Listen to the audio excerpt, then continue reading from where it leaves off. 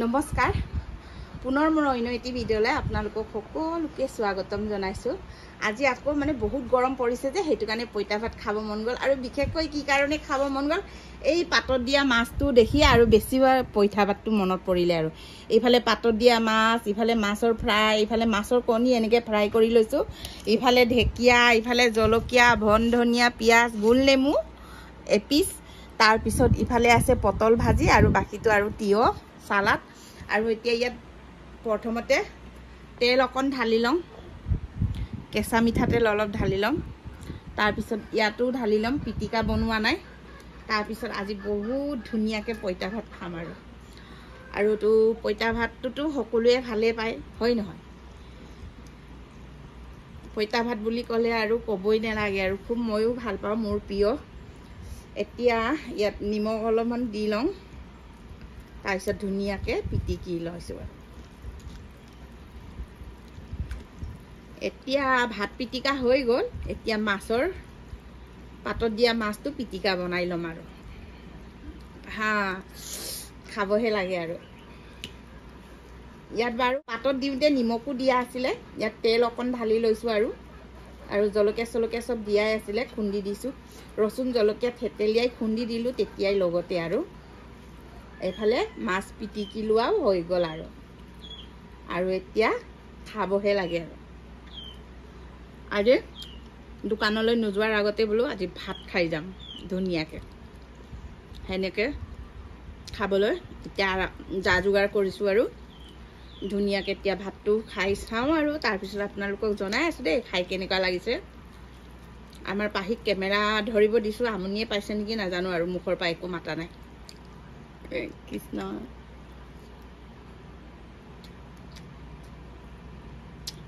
এইফালে ঢেকীয়া ভাজি,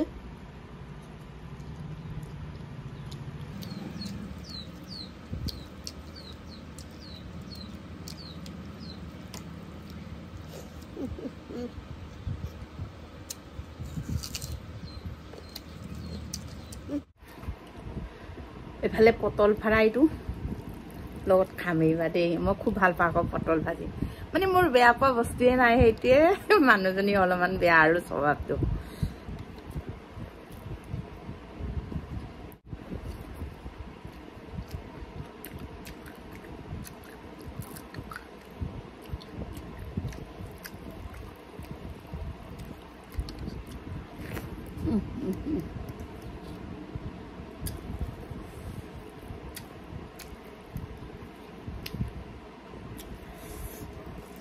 গোল নেমু চেপি দিছোঁ, ৰসটো যি মজা হৈছে।